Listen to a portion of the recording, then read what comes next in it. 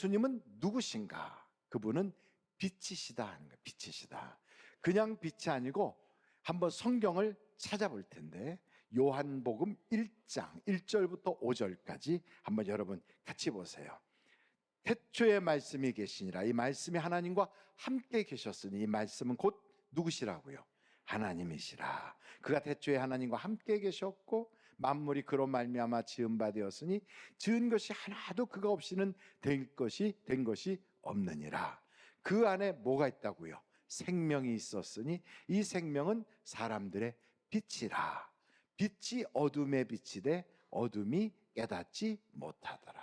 그러니까 우리 주님이 빛이신데 그분이 이 땅에 오신 거예요.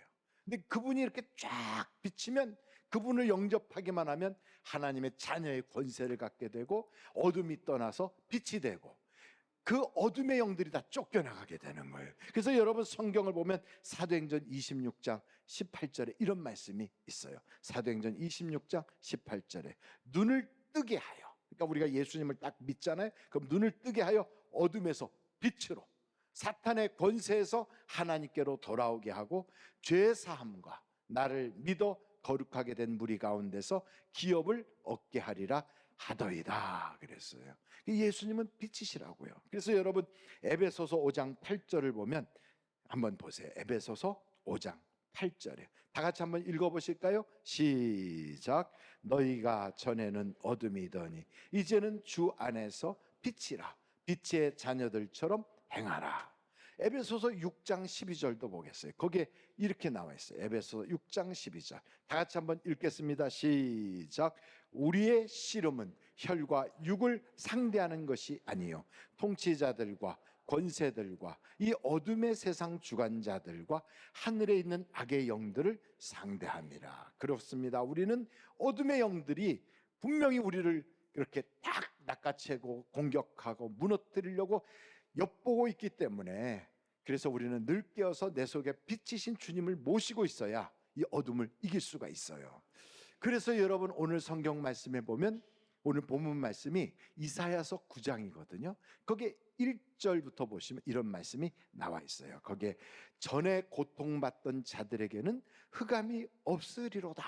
그러니까 흑암은 어둠이 없어. 옛적에는 여호와께서 스불론 땅과 납달리 땅이 멸시를 당하게 하셨더니 후에는 해변길과 요단 저쪽 이방의 갈릴리를 어떻게 했다고요?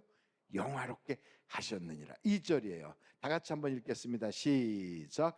흑암에 행하던 백성이 큰 빛을 보고 사망의 그늘진 땅에 거주하던 자에게 빛이 비치더다. 그래서 여러분 빛이신 예수님이 오시면 전에는 어두웠다가 그 모든 것이 다 빛으로 나오기 시작해요. 우리나라 한국 역사를 보세요. 조선시대 때 우리는 과연 어떻게 살았나? 지금은 조선시대 때 뭐 드라마 같은 거 보면 굉장히 뭐 멋있고 막 뭐 풍요롭고 이렇게 한 것 같이 보이지만 사실 꼭 그렇지는 않았어요. 참 그 당시에 여성들의 인권이라는 건 정말 형편없었거든요. 남존여비 해갖고 여자들은 아주 천대받았어요. 그 여자들은 또 밖에 나가려면 이렇게 쓰고 다녔어요. 그걸 뭐라고 불렀죠? 쓰고 다니는 치마라고 그래갖고 뭐라고 그랬어요? 쓰개치마. 쓰개치마를 아십니까? 이렇게 눈만 이렇게 살짝 얼굴을 다 가리고 이러고 다녔어요. 아마 그래서 피부가 타지는 않아서 깨끗했을지는 모르지만 그 모습이 꼭 뭐와 같으냐면 히잡 쓴 것처럼. 그래서 저 중동 지역의 여자들이 쓰고 다니는 차도로는 이런 것 쓴 것처럼 그렇게 쓰고 다닌 거예요. 쓰고 다니면 그게 보호받는 것 같기도 하지만 꼭 그렇진 않거든요. 여자들이 별것도 아닌 일에 쫓겨나요. 집에서 병들었다고 쫓겨나고. 근데 여러분 옛날에는 여자가요 자기 남편이 첩을 들였다고 질투하면 쫓겨나는 거예요. 뭐 그래서 칠거지약이라는 게 있었어요.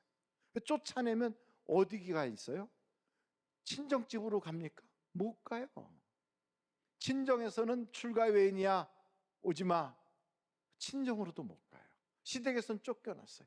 그래서 그 동구밭에 있는 그 성황당 있는데 거기 쭈그리고 앉아 있으면 저녁 때 되면 남정네가 와가지고 보쌈하듯이 팍 뒤집어 씌워서 그냥 끌고 가면 누구 부인 되는지 모르는 거예요.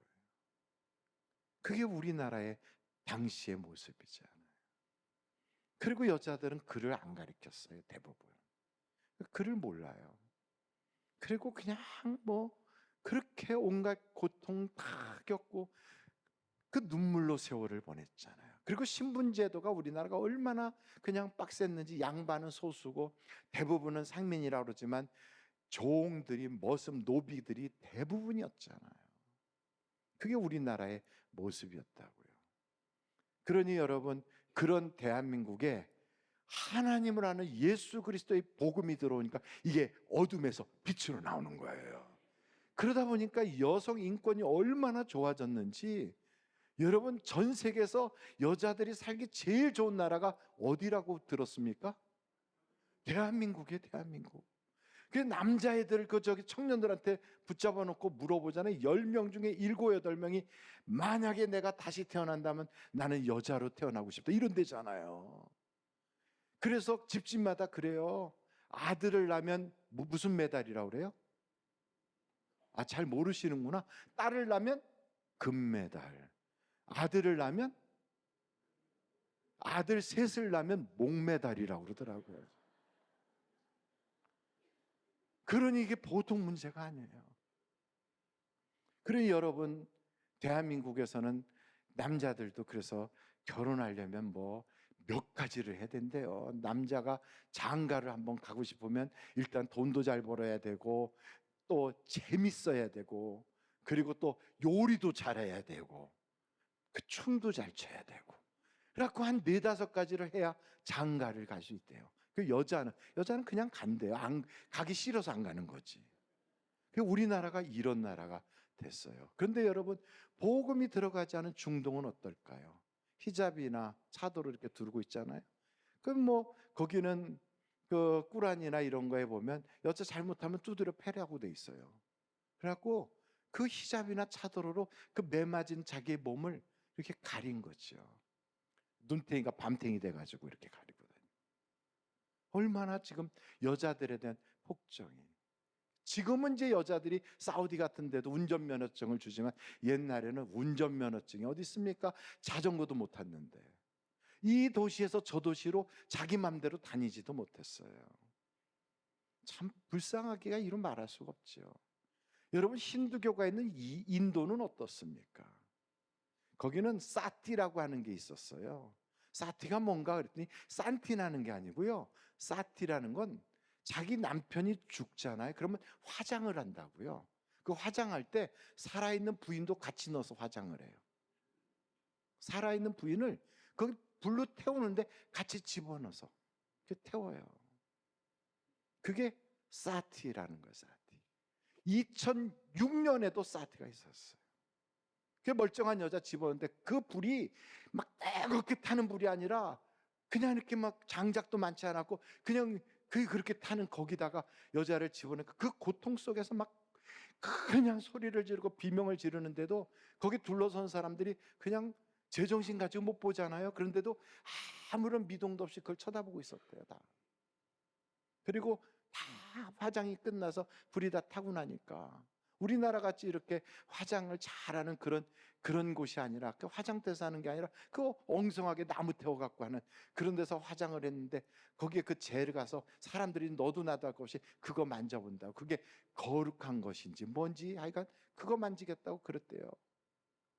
그리고 집에서도 자기 남편이 죽으면 그 아내를 사티하도록 압력을 넣는데요. 지금도. 왜 그러느냐? 남편이 죽으면 그 남은 재산이 부인에게로 가는 거를 다른 가족들이나 친척들이 그 재산을 자기 것으로 만들려고 그 부인을 죽는 자리로 밀어넣는 거예요. 거기는 종교 지도자들을 브라만이라고 그러잖아요. 이 브라만들은 참 또 기가 막히죠. 이 사람들은요, 그 화장을 하고 나면 거기에 나오는 부산물들 중에 금은보석이나 이런 거 있잖아요. 그런 거는 다 브라만들이 소유하여 갖게 됐대요. 그러니까 그 사티 할 때 그 부인 보고요, 결혼 때 폐물 받은 거 이런 거 다 차고 거기 들어가라고 그런대요. 이렇게 악한 거예요. 그러니 여러분, 예수 그리스도의 복음이 들어왔다는 게 얼마나 큰 축복인 줄 아십니까? 그래서 이렇게 큰 축복을 우리가 받았지만, 그러나 여러분, 예수님은 빛이신 동시에 말씀이거든요. 여러분 한번 성경을 찾아볼 텐데 요한복음 1장 14절이에요. 요한복음 1장 14절. 다 같이 한번 읽어보겠습니다. 시작. 말씀이 육신이 되어 우리 가운데 거하심, 우리가 그의 영광을 보니 아버지의 독생자의 영광이요 은혜와 진리가 충만하더라. 그러니까 예수님은 그 빛이신 동시에 말씀이에요. 움직이는 말씀이에요. 구약 성경에 나오는 말씀, 신약 성경에 나오는 말씀들이 다 돼서 그게 쫙 모아지면 바로 그 예수님이란 말이죠.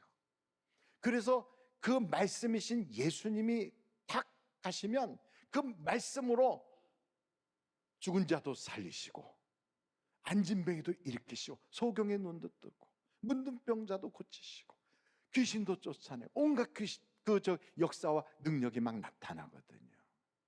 그래서 여러분, 예수님을 우리가 믿는다, 그리고 우리가 예수를 믿는 그 신앙을 가지려면 우리에게 뭐가 필요한? 말씀이 같이 있어야 돼. 말씀이. 한번 여러분 성경을 몇 구 찾아볼 텐데 시편 119편 105절이에요. 시편 119편 105절. 거기에 보면 주의 말씀은 뭐라고요? 내 발의 등이요 내 길의 빛이니까. 다른 말로 말하면 말씀이 있어야 내비게이션이 있는 것처럼 길 찾아가는, 인생의 길을 바르게 찾아갈 수가 있어요. 또 한번 찾아보겠어요. 시편 119편 130절이에요. 거기에 보면 이렇게 나와 있어요. 시편 119편 130절. 다 같이 읽어보겠습니다. 시작. 주의 말씀을 열면 빛이 비치어 우둔한 사람들을 깨닫게 하나이다. 그래서 여러분, 말씀이신 예수님 때는 그 예수님을 만나면 역사가 나타나지만 지금은요, 종교 의식만 가지고서 교회만 왔다 갔다 해서는 안 돼요. 말씀이 없이는 아무 소용이 없어요. 지금도 마찬가지로 기독교 신자다, 뭐 예수 믿는다 이러면서도요, 남미를 보세요. 저 아프리카를 보세요. 가서 보면 기독교 인구가 전체의 무슨 50%, 60%, 80%까지 나오는 데도 있어요. 그렇지만 그 사회가 부패하고 거짓말이 가득하고 온갖 범죄와 어둠이 꽉 차 있잖아요. 말씀이 없으면 그래요. 우리가 다 알잖아요. 저 유럽을 보십시오. 기독교가 들어간 그 유럽에 말씀이 없이 그냥 종교 의식만 쫙 퍼져나가니까 중세 마녀 사냥을 하지요. 종교 재판을 하지요. 온갖 어둠이 꽉 차니까 종교 전쟁으로 막 30년씩 100년 전쟁이 일어나잖아요. 그 어둠이 있으면 그래요. 지금도 똑같아요. 교회를 다닌다고 하면서도요, 말씀이 없으면 종교 의식만 있고요, 사람이 세상 사람이나 하나도 다를 바가 없어요. 내 인생을 변화시킬 수 있는 가장 강력한 건 말씀이신 주님이 내 가정에 오실 때, 저 역사에서 배제되고 변두리, 그리고 저 아주 형편없는 그런 시골 구석이라고 여겨졌던 갈릴리의 하나님의 영광의 빛이 쫙 비쳤던 것처럼 우리의 가정에도 하나님이 말씀으로 우리 가정에 오시면 우리 가정이 영광의 빛이 비치기 시작하는 거예요. 어둠이 떠나가기 시작하는 거예요. 우리 개인에게도, 우리 나라에도, 그 어디든지 말씀이신 주님이, 그 말씀이 들어가면 이런 기적이 나타나게 돼요. 근데 교회 다니면서도 말씀이 없잖아요. 그럼 그 말씀을 깨닫게 하느라고 하나님이 얼마나 우리를 연단하고 훈련하는지 몰라요. 여러분, 성경 구절 한 곳을 더 본다면 시편 107편인데요 10절부터 한번 보겠어요. 사람이 흑암과 사망의 그늘에 앉으며 곤고와 쇠사슬에 매임은 하나님의 말씀을 거역하며 지존자의 뜻을 멸시함이라. 말씀을 거역해서 그래요. 그러므로 그가 고통을 주어 그들의 마음을 겸손하게 하셨으니 그들이 엎드려져도 돕는 자가 없었도다. 이에 그들이 그 환난 중에 여호와께 부르짖음에 그들의 고통에서 구원하시되 흑암과 사망의 그늘에서 인도하여 내시고 그들의 얽어맨 줄을 끊으셨도다. 여호와의 인자하심과 인생에게 행하신 기적으로 말미암아 그를 찬송할지로다.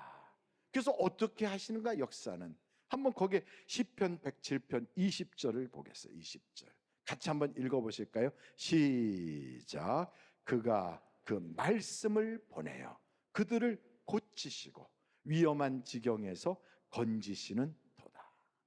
여러분, 말씀을 읽다가 그 말씀이 깨달아지고, 말씀을 듣다가 그 말씀이 나를 움직이기 시작하고, 그 말씀이 나로 하여금 변화를 시켜주고, 그 말씀에 은혜 받게 하시고, 이렇게 되면서 말씀을 딱 붙잡고 하나님께 바로 서기 시작하면 그때부터 치료의 역사가 나타나고 회복의 은혜가 나타나고 가정에서 어둠이 떠나가기 시작하는 거예요. 그러니까 종교의식이 우리를 변화시키지 않아요. 하나님의 말씀이 있을 때 역사가 나타나는 거예요.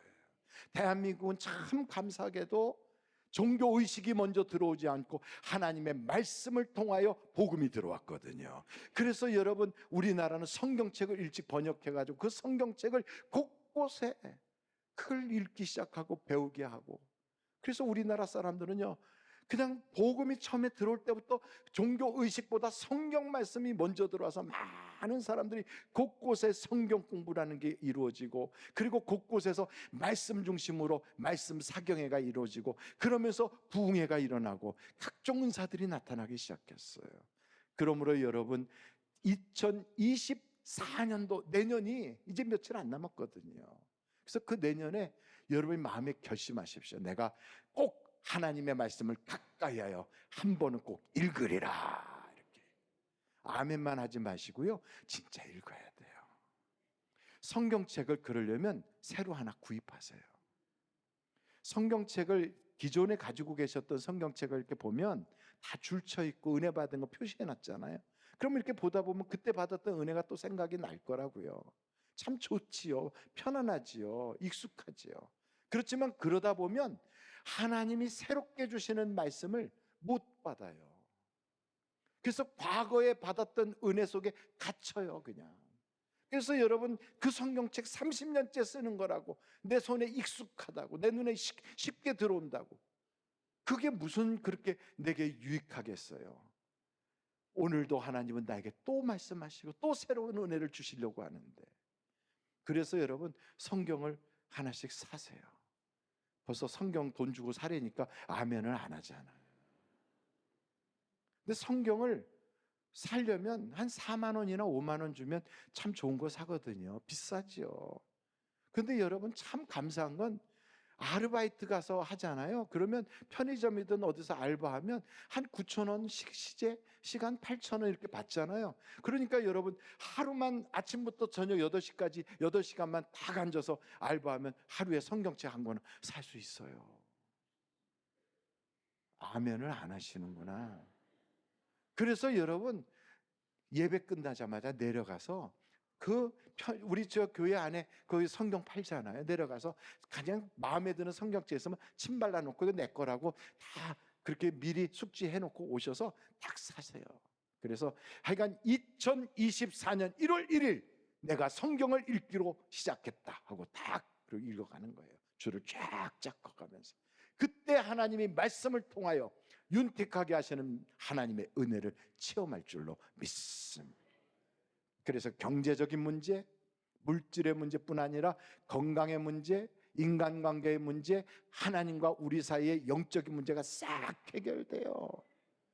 그래서 성경에 보니까 그 말씀이신 주님이 우리에게 오시면 그 하나님이신 그분께서 우리 속에서 가지가지 역사가 일어나게 해요. 그래서 성경에 보면요, 얼마나 많은 사람들이 치료받은 것뿐 아니라 그 인생의 문제가 해결받은 간증으로 이 성경책 전체의 내용이요, 다 하나님을 통하여 나는 이런 은혜를 받았다는 간증으로 꽉 차 있잖아요.